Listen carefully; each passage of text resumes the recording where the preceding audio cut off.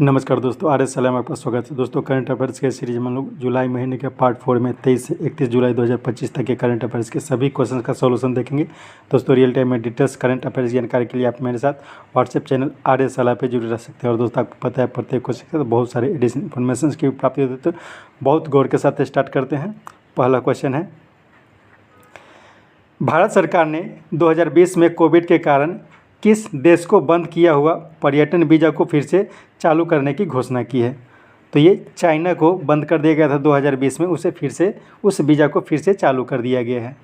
इसके साथ याद रखना है, हाल ही में भारत और मालदीव के राजनयिक संबंध के 60 वर्ष पूरे हुए हैं। तो इसके संबंध में इसी के उपलक्ष्य में भारतीय प्रधानमंत्री मालदीव की यात्रा पर गए थे और बहुत सारे घोषणाएँ की गई थी, तो इसे भी याद रखना है। नेक्स्ट, भारतीय तटरक्षक बल के स्वदेशी रूप से डिजाइन 2 पॉल्यूशन कंट्रोल वेसल अर्थात पीसीवी का दूसरा प्रदूषण नियंत्रण पोत का जलावतरण गोवा शिपयार्ड के द्वारा कहाँ किया गया, उसका नाम क्या है? तो उसका नाम है समुद्र प्रचेत। अब इसमें क्या बताया गया? दूसरा पॉल्यूशन कंट्रोल वेसल है। तो पहला जो था वो समुद्र प्रताप था और दूसरा जो है वो समुद्र प्रचेत है। इसे हाल ही में जलावतरण किया गया है गोवा शिपयार्ड के द्वारा। नेक्स्ट, IATA अर्थात इंटरनेशनल एयर ट्रैफिक एसोसिएशन के आंकड़ों पर आधारित हेनले पासपोर्ट इंडेक्स 2025 में किसने शीर्ष स्थान प्राप्त किया है? तो इसमें सिंगापुर ने शीर्ष स्थान प्राप्त किया है। अगर किसी व्यक्ति के पास सिंगापुर का वीज़ा है तो वह 193 देशों में बिना पासपोर्ट के अगर सिंगापुर का पासपोर्ट है तो बिना वीज़ा के 193 देशों में जा सकते हैं। दूसरे स्थान पर जापान और दक्षिण कोरिया है। अगर इन दोनों देशों के पास किसी के पास पासपोर्ट है तो वह 190 देशों में जा सकता है। और तीसरे स्थान पर है फ्रांस, जर्मनी और इटली। तो ये जो है वो 189 कंट्रीज़ में जा सकता है। भारत का जो स्थान रहा है इसमें 77 रहा है, यानी कि 77वां स्थान पे भारत रहा है। अगर भारतीय पासपोर्ट किसी के पास है तो वो 59 कंट्री में बिना वीज़ा के जा सकते हैं। नेक्स्ट, वर्ष 2030 तक पेट्रोल में इथेनॉल ब्लेंडिंग के 20% के लक्ष्य को भारत ने 5 वर्ष पहले अर्थात 2025 में पूरा कर लिया है। तो इससे क्या क्या लाभ है? तो इसका उपरोक्त सभी हो जाएगा। ऊर्जा सुरक्षा, ग्रामीण आय में वृद्धि और पर्यावरण स्थिरता, इन तीनों में लाभ होगा। तो मेन ये ध्यान रखना है कि भारत सरकार ने यह लक्ष्य निर्धारित किया था कि 2030 तक पेट्रोल में इथेनॉल की ब्लेंडिंग की जाएगी, लेकिन उस लक्ष्य को 5 वर्ष पर यानी कि 2025 में ही पूरा कर लिया गया है। नेक्स्ट, जॉर्जिया के बातोमी में आयोजित शतरंज का फीडे महिला विश्व कप का फाइनल जीतने वाली पहली भारतीय महिला तथा चौथी महिला ग्रैंड मास्टर कौन बनी है? तो ये बनी है दिव्या देशमुख।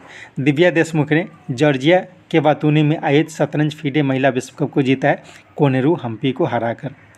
भारत में अब तक 4 महिला ग्रैंड मास्टर हो चुके हैं और चौथी जो है यही दिव्या देशमुख ही हैं।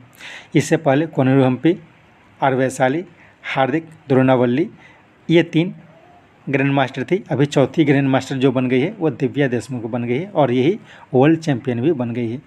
नेक्स्ट, DRDO द्वारा UAV अर्थात unmanned air vehicle launch precision guided missile अर्थात ULPGM V3 का सफल परीक्षण कहाँ किया गया? तो इसका सफल परीक्षण जो किया गया है ये किया गया है आंध्र प्रदेश में। याद रखना है, उड़ीसा में हाल ही में 2 प्रलय मिसाइल का सफल परीक्षण किया गया था। प्रलय मिसाइल का सफल परीक्षण किया गया, ये भी याद रखना है। नेक्स्ट, बहरीन के पनामा में आयोजित IBSF विश्व 6 रेड स्नूकर का फाइनल किसने जीता? तो ये जीता गया है रिले पॉवेल के द्वारा। रिले पॉवेल ने पंकज आडवाणी को हराकर IBSF विश्व रेड स्नूकर का फाइनल जीता है और इसका आयोजन जो किया गया था यह पनामा में इसका आयोजन किया गया है। नेक्स्ट, फिलिस्तीन को एक देश के रूप में मान्यता देने वाला पहला G7 कंट्री कौन बना? तो ये बन गया है फ्रांस। फ्रांस के बाद हाल ही में ब्रिटेन भी जो है वो फिलिस्तीन को एक देश के रूप में मान्यता दे दी है। इसके साथ याद रखना है रूस जो है वो हाल ही में आधिकारिक रूप से अफगानिस्तान के तालिबान सरकार को मान्यता दे चुकी है। नेक्स्ट, गीतांजलि श्री की रचना जिसका अंग्रेजी अनुवाद डेजी डकवेल के द्वारा किया गया, जिसके लिए गीतांजलि श्री को पेन ट्रांसलेशन पुरस्कार प्रदान किया गया। तो उनकी वह रचना कौन सी है? तो इनकी रचना है once elephant lived here. Once elephant lived here ये गीतांजलि श्री की रचना है। इसका अंग्रेजी अनुवाद डेजी डकवेल के द्वारा किया गया था और इसके लिए उन्हें पेन ट्रांसलेशन पुरस्कार दिया गया था। सेम गीतांजलि श्री की एक और रचना है Tom of sand. Tom of sand उसका अंग्रेजी अनुवाद भी डेजी डकवेल के द्वारा ही किया गया था और उसके लिए उन्हें 2022 का इंटरनेशनल बुकर पुरस्कार से सम्मानित किया गया था। हार्ट लैम्प के बारे में याद रखना है। हार्ट लैम्प के लिए हाल ही में बानू मुश्ताक को इंटरनेशनल बुकर पुरस्कार 2025 से सम्मानित किया गया है। नेक्स्ट, ऑटोमोबाइल में प्लास्टिक या अन्य मेटल के स्थान पर बांस, यहाँ पे बांस हो जाएगा, ठीक है। बांस के बम्बूसा टुल्सा प्रजाति के एक मिश्रित पदार्थ की IIT ने विकसित किया है। किस IIT ने विकसित किया है? तो ये किया गया IIT गुवाहाटी के द्वारा। IIT गुवाहाटी ने बम्बूसा टुल्सा प्रजाति की एक बांस से एक सामग्री विकसित की है। तो प्लास्टिक या फिर मेटल का जो यूज किया जाता है तो उसके स्थान पर बांस का भी यूज किया जा सकता है। ऐसी तकनीक IIT गुवाहाटी के द्वारा विकसित की गई है। हाल ही में व्हील चेयर VD1 इसका विकास IIT मद्रास के द्वारा किया गया था और हाल ही में QS यूनिवर्सिटी रैंकिंग जारी की गई थी। तो इसमें भारतीय यूनिवर्सिटी की बात की जाए तो उसमें IIT दिल्ली जो रहा वो शीर्ष स्थान प्राप्त किया था। नेक्स्ट, भारत के स्क्वैश खिलाड़ी अनहाद सिंह ने मिस्र में आयोजित विश्व स्क्वैश जूनियर चैंपियनशिप में कौन सा पदक जीता? तो इनके द्वारा ब्रॉन्ज मेडल यानी कि कांस्य पदक जीता गया है। तो याद रखना है अनहाद सिंह जो है वो स्क्वैश की खिलाड़ी है और हाल ही में विश्व स्नूकर जूनियर चैंपियनशिप का आयोजन जो किया गया था यह मिस्र में किया गया था। नेक्स्ट, हाल में भारत और सिंगापुर के बीच संयुक्त सैन्य अभ्यास का आयोजन किया गया, उसका नाम क्या है? तो ये बोल्ड कुरुक्षेत्र नामक संयुक्त सैन्य अभ्यास का आयोजन जो किया गया है वो भारत और सिंगापुर के बीच किया जाता है। ऐसे हाल ही में सिम्बेक्स नामक एक अभ्यास का आयोजन किया गया था, लेकिन ये नेवल एक्सरसाइज है। तो इसे भी याद रखना है। सिम्बेक्स जो है वो भी भारत और सिंगापुर के बीच आयोजित की जाती है और यह जो है यह एक नेवल एक्सरसाइज है। टाइगर ट्रम्प जो है वो भारत और अमेरिका के बीच आयोजित की जाती है और मित्र शक्ति ये भारत और बांग्लादेश, भारत और श्रीलंका के बीच इसका आयोजन किया जाता है। नेक्स्ट, हैंड इन हैंड जो है वो किसके बीच होता है? तो ये चाइना के साथ होता है। नेक्स्ट, किस देश के क्रिकेटर जो रूट टेस्ट क्रिकेट में सबसे ज़्यादा रन बनाने वाले दूसरे खिलाड़ी बन गए हैं? तो इंग्लैंड के क्रिकेटर हैं। तो सचिन तेंदुलकर के बाद दूसरे नंबर पे पहुंच गए हैं जो रूट। नेक्स्ट, हाल में प्रधानमंत्री नरेंद्र मोदी किस राज्य के गंगाईकोंडा चोलापुरम मंदिर में पूजा अर्चना की तथा राजेंद्र चोल प्रथम के सम्मान में एक स्मारक सिक्का जारी किया? तो ये तमिलनाडु में ये गंगाईकोंड चोलापुरम मंदिर है।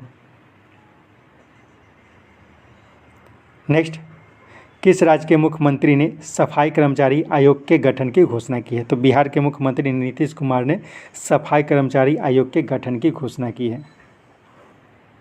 नेक्स्ट, पूर्व सैनिकों और उनके परिवारों को कानूनी सहायता प्रदान करने के लिए नालसा के द्वारा 26 जुलाई अर्थात कारगिल विजय दिवस के अवसर पर वीर परिवार सहायता योजना 2025 की शुरुआत किसने की? तो ये दूसरे नंबर के जस्टिस है यानी कि चीफ जस्टिस ऑफ इंडिया के बाद जो दूसरे नंबर के जस्टिस है जस्टिस सूर्यकांत, जो कि नालसा के अध्यक्ष होते हैं।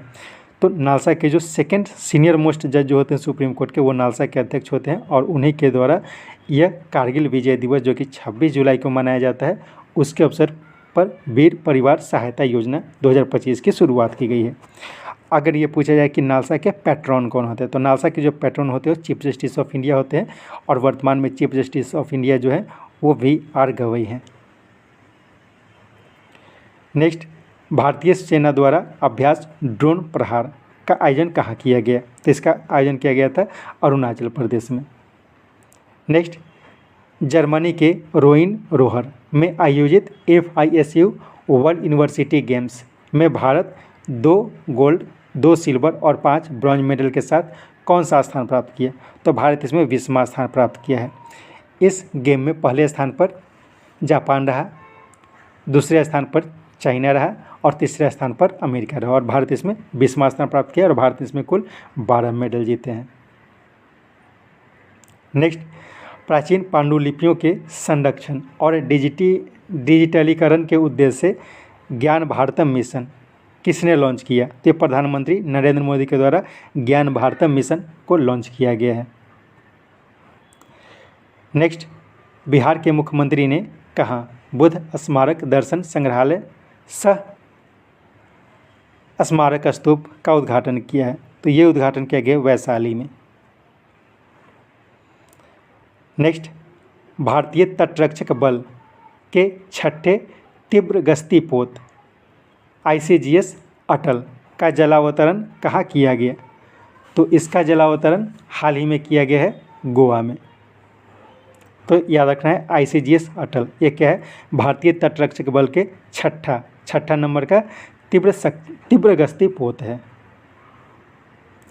नेक्स्ट, किस देश के कामचटका में 8.8 तीव्रता का भूकंप आया और उसके बाद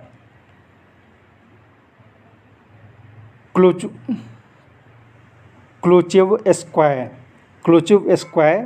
ज्वालामुखी फटा? तो ये क्लुचेव स्क्वायर ज्वालामुखी जो है वो रूस में है और रूस में ही है कामचटका क्षेत्र। तो वही कामचटका क्षेत्र में ये जो ज्वालामुखी है वो हाल ही में फटा है। इंडोनेशिया में हाल ही में एक ज्वालामुखी फटा था। ऐसे बहुत सारे ज्वालामुखी हैं इंडोनेशिया में जो फटते रहते हैं। तो इंडोनेशिया में माउंट मेरापी, माउंट लेबोटोबी ये सब जो है इंडोनेशिया में फटा था। इटली में है माउंट एटना और ये सबसे ज़्यादा है यानी कि मोस्ट एक्टिव और सबसे ऊंचा ज्वालामुखी है एटना ज्वालामुखी जो कि इटली में है। जापान में हाल ही में एक सिन्मोएडाका ज्वालामुखी फटा था। नेक्स्ट, 29 जुलाई विश्व बाघ दिवस के अवसर पर राष्ट्रीय बाघ संरक्षण प्राधिकरण अर्थात NTCA द्वारा प्रकाशित काजीरंगा में बाघों की स्थिति 2024 रिपोर्ट के अनुसार किसमें बाघों का घनत्व सबसे ज़्यादा है? तो बांदीपुर टाइगर रिजर्व में वर्तमान में सबसे ज़्यादा टाइगर का घनत्व है। दूसरे स्थान पर जिम कॉर्बेट नेशनल पार्क जो कि असम में है, उत्तराखंड में है और काजीरंगा नेशनल पार्क ये जो है असम है, यह तीसरे स्थान पर है। तो याद रखना है 29 जुलाई को विश्व बाघ दिवस मनाया जाता है और उसी के अवसर पर राष्ट्रीय बाघ संरक्षण प्राधिकरण के द्वारा काजीरंगा में बाघों की स्थिति रिपोर्ट 2024 जारी की गई। इसके द्वारा यह बताया गया कि बांदीपुर टाइगर रिजर्व में है उसमें बाघों का घनत्व सबसे ज़्यादा है। लेकिन अगर सबसे ज़्यादा बाघ की बात किया तो सबसे ज़्यादा बाघ की जो संख्या है वो है Jim Corbett national park Uttarakhand में। नेक्स्ट, हाल में आयोजित फुटबॉल का डॉक्टर BC राय ट्रॉफी किसने जीती? तो ये ट्रॉफी जीता गया मणिपुर के द्वारा पश्चिम बंगाल को हराकर। इसके साथ यह सेट समाप्त होता है। उम्मीद है यह सेट आपके लिए उपयोगी। कोशिश करके 2-3 बार करके इस सेट को सुने ताकि अधिक से अधिक जानकारी आपको मिल सके। Thank you.